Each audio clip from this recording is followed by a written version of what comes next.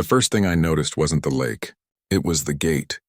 A tall black electronic barrier stretched across the narrow dirt road where the old birch trees used to lean. A blinking red light sat on top of a metal post, humming softly like it was guarding something precious. I stopped my car, engine idling, and stared at it for a long time. This was the road that led to my grandfather's cabin, the place where I learned how to fish, build a fire, and fall asleep to the sound of crickets and waves. I had been gone for 3 years, studying and working overseas, but this road was burned into my memory like a childhood song. Now it looked like a stranger had rewritten the lyrics. I got out of the car, gravel crunching under my shoes. The autumn air smelled like wet pine and smoke, the same as it always had. But something else hung in the air too. A quiet feeling that I didn't belong here anymore. A small metal sign was nailed to the gate. Private property, members only. My family's name was nowhere on it. I took a slow breath and walked closer, pressing my hand against the cold steel. A security camera turned slightly, following me. For a moment I thought maybe this was some kind of mistake. Maybe the county had built something new or someone was just leasing nearby land. But when I looked through the bars, I saw it, the lakefront. Our lakefront. The water shimmered through the morning fog, golden from the sunrise. The old dock was still there, though now there were brand new fake stone pillars at the entrance. 2 wooden signs hung on chains, freshly painted. One said, "Welcome to Walker Shores HOA." The other listed fees. Visitors, $15 in residence, $100 annual. I blinked. For a moment I actually laughed, a short, disbelieving laugh that came out like a cough. This couldn't be real. I drove 3 years' worth of homesickness to get here, and now there was a price tag hanging on my childhood. There was a small call box beside the gate. I pressed the silver button. It buzzed once. A crackling female voice answered. "Walker Shores, can I help you?" I swallowed. Yes, this is my family's property. The Walker land. I'm just trying to get to the cabin. A pause. Then the voice changed, a sharp, cold, "Sir, this is private community land. You're trespassing." My chest tightened. "No, I'm not. My family has owned this property since 1987. My grandfather built that cabin himself." Another pause. Then the gate's intercom clicked off. Silence. Moments later, I heard footsteps behind the fence. A woman appeared. Mid-40s, jeans, flannel shirt, hair tied back too tightly. She had a clipboard in one hand and a walkie-talkie in the other. "You can't be here," she said through the bars. "This area is part of the Walker Shores Homeowners Association now. If you're a visitor, you need to pay the entry fee." I stared at her, unsure whether to laugh or shout. "That's my name, a Walker. This was our land." She gave a quick smile, the kind that didn't reach her eyes. "A lot of people say that. But unless you've got papers, it's community property now." I opened my backpack and pulled out a folded document, the edges worn from travel. "Here," I said, holding it up. "Property deed. Dated 1987. Registered under my grandfather, Samuel Walker. That's my signature on the transfer form." Her smile froze. She didn't move closer to look. Instead, she raised her walkie-talkie and spoke softly into it. "Yeah. You better come down here. We've got another one." Another one. I felt my stomach twist. 2 uniformed men came down the hill. Local police officers, judging by the badges. They looked uncomfortable, like they didn't really want to be here. "Sir," one of them said politely, "you'll need to step back from the gate." "I own this property," I said, holding up the deed. "You can check the county records if you want." The woman crossed her arms. "This man's been warned before. I have him on video trying to access restricted land." "What?" I turned to her. "You've never seen me before today." The officers glanced at each other. One leaned toward me and lowered his voice. "Look, why don't you head home for now? Bring your paperwork to the town office on Monday.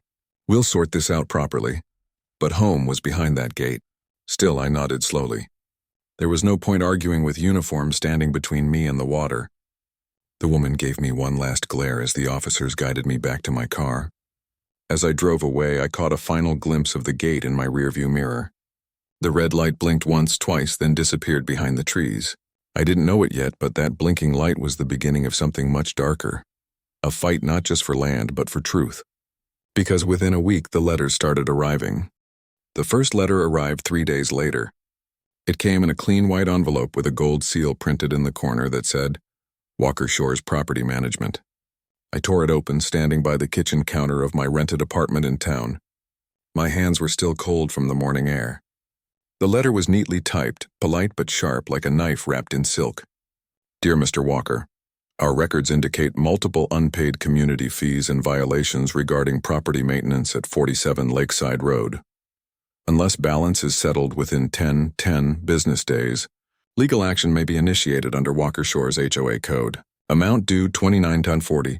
Sincerely, Ellen R. Crow, Director of Property Affairs. For a long minute, I just stared at it, the words blurring together. Community fees? Property maintenance? They were acting like I was part of their association, like my family's private land had somehow been absorbed into their little kingdom. I called the number printed at the bottom. A cheerful automated voice answered, then another and another. None of them were human. By the time I reached a real person, I was gripping the phone so tightly it hurt. Walker Shores Property Management, this is Ellen speaking. Her voice. I recognized it instantly. The same one from the gate. This is Samuel Walker, I said slowly. You sent me a bill for nearly $3,000. I don't belong to your HOA, I own that property. You're trespassing on my land. A pause. Then that same fake politeness. Oh, Mr. Walker, yes, I remember you. You've been quite the topic of discussion around here. Unfortunately, our records show that your lot is within Walker Shores boundaries now. The ownership was transferred during the community zoning expansion last year. Transferred? My voice rose. To who? To the association, she said simply. You must have received notice.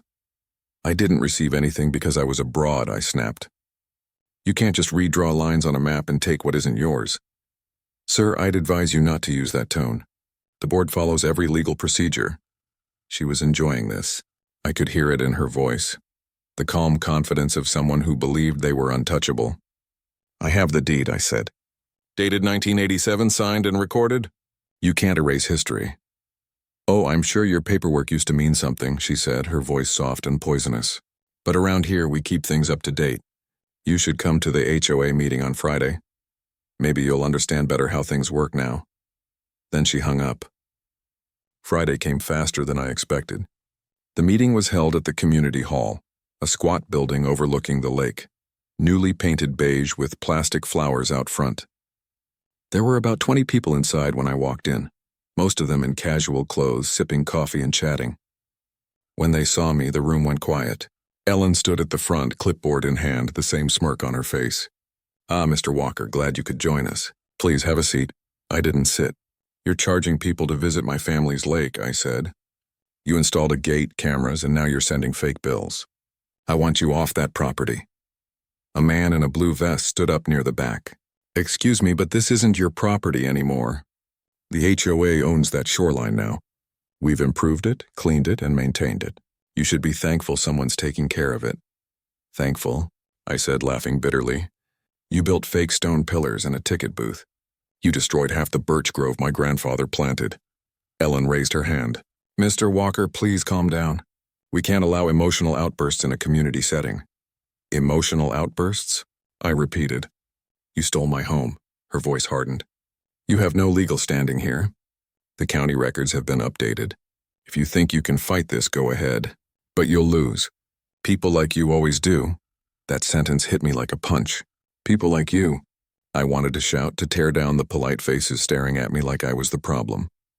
But something inside me told me to walk away. Not out of defeat, but because I needed proof. I needed to understand how deep this fraud went. So I turned and left. Outside, the sky was gray and heavy. The lake was just visible through the trees, still and silent like it was watching. As I reached my car, I noticed a pickup truck parked a few spaces down. Old, rusted engine still running. Inside sat a man I didn't recognize. Sunglasses on despite the clouds. He was staring right at me. When I started my car, he started his. When I pulled out, he followed. He stayed behind me for nearly 2 miles, keeping just enough distance to make me wonder if I was imagining it. Then he turned off suddenly down a dirt road and vanished. That night I couldn't sleep. I kept hearing Ellen's words echoing in my head. People like you always lose. But I wasn't planning to lose. I just didn't know yet how much more they were willing to do to make me. A week passed before the next storm hit. But this one didn't come from the sky. It came in another envelope. This one was different, plain, brown, and stamped with an official government seal. The return address read, County Department of Environmental Regulation. For a second, I thought it might be a mistake. Some leftover paperwork about taxes or zoning, but when I tore it open and unfolded the single page inside, my hands began to shake. Notice of environmental violation property. 47 Lakeside Road complaint. Failing septic system causing groundwater contamination. Immediate action required. Penalties may include fines up to $25,000 and court-ordered remediation. I stood frozen. The paper felt heavy, like it carried more than word, like it carried a curse. Our septic system? That was my grandfather's old installation, buried near the back edge of the woods. It had been inspected years ago and declared safe. No one had lived there for 3 years. How could there even be a complaint? That's when I noticed the small note at the bottom, handwritten in blue ink. Filed by Walker Shores HOA. Attention, E. Crow. Ellen again. It wasn't enough to steal the land. Now she wanted to bury me in fines. The next morning I drove out to the cabin anyway. The gate was still there, humming quietly in the morning fog. I parked outside the fence and walked the perimeter through the woods, stepping over roots and patches of frost. When I finally reached the clearing behind the property, I saw them. 2 men in county uniforms standing near the old septic mound. They had clipboards, measuring tapes, and a small drone hovering above the soil. "Hey," I shouted, stepping closer. "What are you doing here?" One of them turned, adjusting his cap. "Environmental inspection. Got a complaint from the homeowners association." "I didn't authorize this," I said. "That's my land," he shrugged. "Sir, according to our system, this area falls under HOA jurisdiction now. We just go where the complaint leads." "Who told you that?" I demanded. He hesitated, glancing toward his partner. "Ma'am named Crow. She signed the access form." My jaw tightened. "She forged it. She doesn't own an inch of this land." The man frowned. "Look, I don't know about that. We just document conditions. If everything checks out, you'll get an all clear. But if there's leakage, the fine's automatic." I wanted to scream, but instead I just stood there as the drone buzzed above the dirt, recording, scanning, collecting evidence. It felt like watching someone dig up my grandfather's memory. When they left, I walked over to the septic hatch, brushed off the leaves, and sat down beside it. I remembered being 12 years old, watching Grandpa Samuel patch the pipes himself. He'd told me something back then, something that now felt carved into my bones. Land isn't just soil, boy. It's the memory of hands that built it. And now those memories were being erased one paper at a time. That evening, I took every document I had, the deed, the inspection reports, even the old family photos, and spread them across my table. The stack of official letters sat on the other side, forming a wall of lies. 2 worlds on one table, truth and fiction. And between them, me. I decided it was time to fight back. I spent the next few days digging through public records. It wasn't easy. Most of the county's land files were digitized now, hidden behind paywalls and login requests. But on the 4th day, I found something, a zoning map from last year. The one Ellen claimed proved her ownership. Only there was a problem. The digital outline of Walker Shores extended nearly 300 feet past its legal boundary, right into my family's parcel. The timestamp showed the edit had been made only 6 months ago, and the name listed beside the update read, E. Crow, Community Director. She had done it herself. It was fraud, blatant, bold, and staring me in the face. I printed everything and drove straight to the county office. The clerk, a thin man with tired eyes, barely looked up when I slid the papers across the counter. "Need to report an illegal boundary change," I said. "It's tied to a fraudulent HOA expansion." He sighed, adjusting his glasses. "You have proof?" I handed him the documents. He scanned them quickly, his brows rising. "Well, this shouldn't have been approved, but if the system accepted it, you'll need to file a formal dispute. Takes about 6 to 8 weeks to process." 6 to 8 weeks? I repeated. "They've already blocked my land, sent bills, and filed fake violations." "I understand," he said in the same bored tone. "But the process is the process." I leaned on the counter. "Who signed off on this update?" He checked his screen. "County officer named M. Dillard." The name hit me like a spark, because on the HOA website I'd seen earlier, Mark Dillard was listed as vice chair of Walker Shores. Everything connected now. The woman, the county, the enforcement. A web of control disguised as community improvement. I thanked the clerk and walked out, heart pounding. The air outside felt colder than it should have been. As I reached my car, I noticed a folded piece of paper tucked under the wiper blade. No stamp, no envelope, just a single line written in blue pen. "Stop digging, Walker. You won't like what you find." It started with sirens. Not the loud kind that scream through city streets. These were low, distant, and coming closer. By the time I stepped outside, 2 county trucks were pulling up beside the fence. One had the environmental enforcement logo on the door. The other had no markings at all. 3 men got out. 2 wore uniforms. The third, a tall man in a dark coat, didn't. He walked like someone used to being in charge. "Are you Mr. Walker?" he asked. "Yes," I said. "And you are?" "Officer Dillard," he replied, flashing an ID. "Monsieur Dillard." The name hit me immediately, the same one from the zoning records. He smiled faintly. "We've received multiple complaints of illegal dumping and unauthorized septic modification. We'll need access to inspect the site." "There's been no modification," I said, "and you have no right to enter private property." Dillard tilted his head. "Private? That's debatable. This parcel's been under review for reclassification. According to our records, it's part of Walker Shore's community land." "That's fraud," I snapped. "And you know it," he shrugged. "Then prove it. But if you interfere with an environmental investigation, that's a separate offense." Behind him, the uniformed men were already unloading equipment, soil samplers, drones, and what looked like a small camera rig. I felt my pulse rise. "This is harassment," I said. "You're working with Ellen Crow." Dillard smiled again, slow and cold. "You seem to think this is personal, Mr. Walker. It's not. It's procedure." He stepped forward, lowering his voice. "But I'll give you a piece of advice. Drop this fight. Sell what's left. Go back overseas. Some things aren't worth the trouble." Something in his tone, casual, rehearsed, made my stomach twist. He wasn't threatening me like a bureaucrat. He was threatening me like someone used to getting rid of problems. "I'm not leaving," I said quietly. He nodded once, almost respectfully, then turned to his men. "Start the scan." The hum of the drone rose again, slicing through the cold air.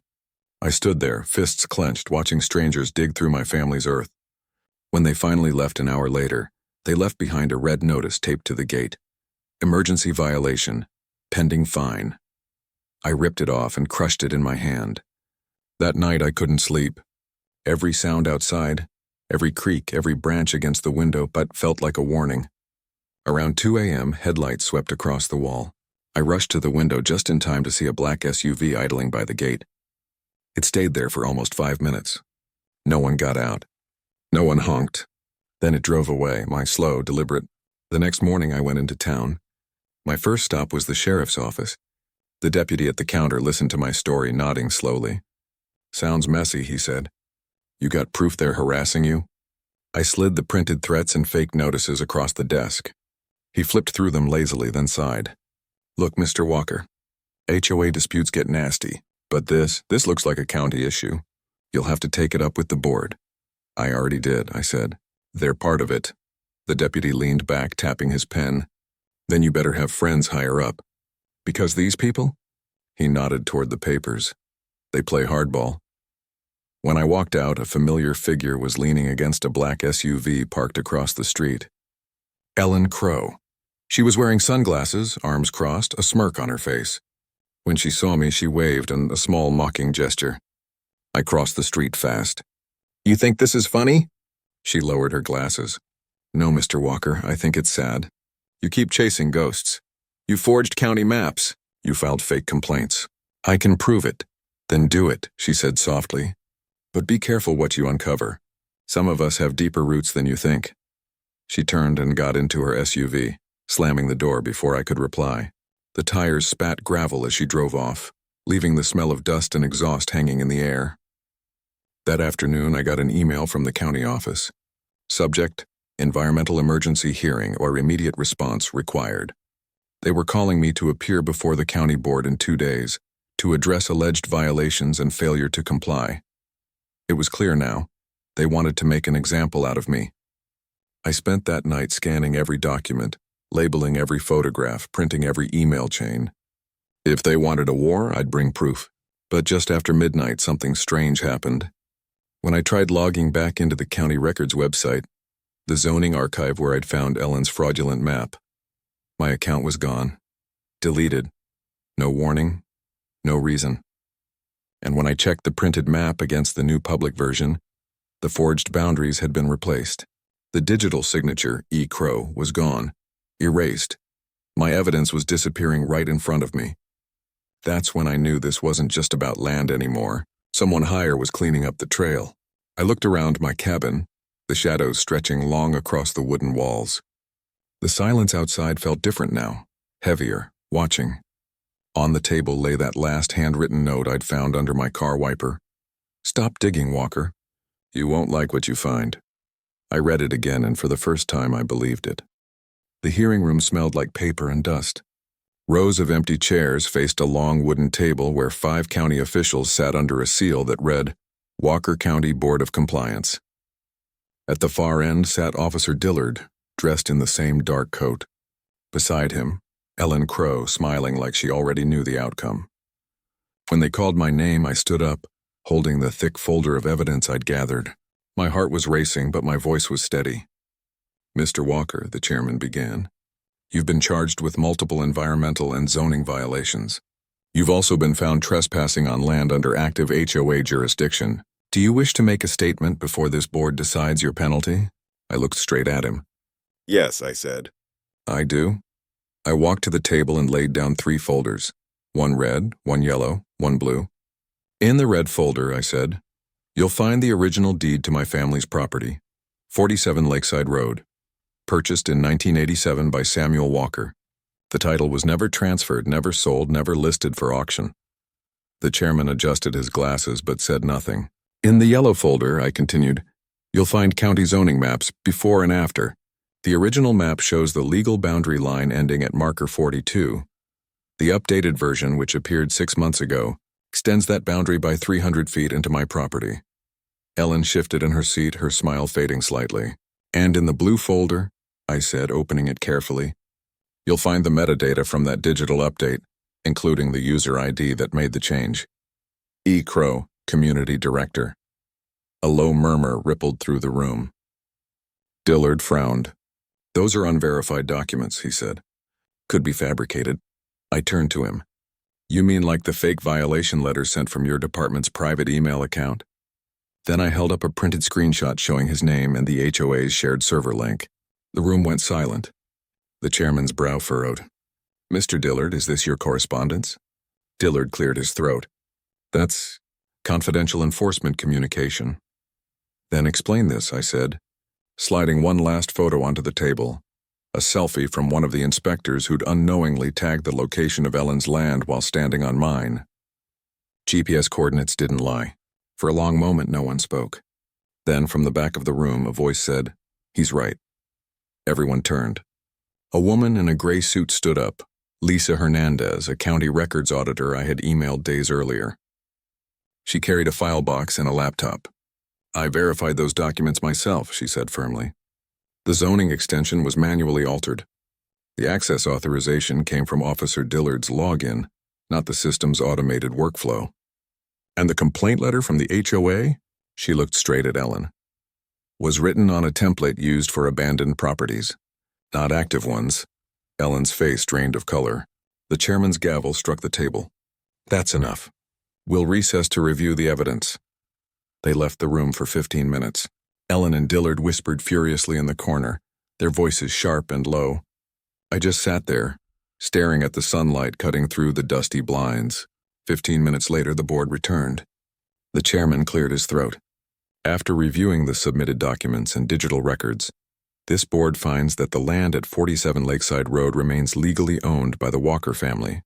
Furthermore, evidence suggests intentional fraud in the modification of county maps and environmental filings."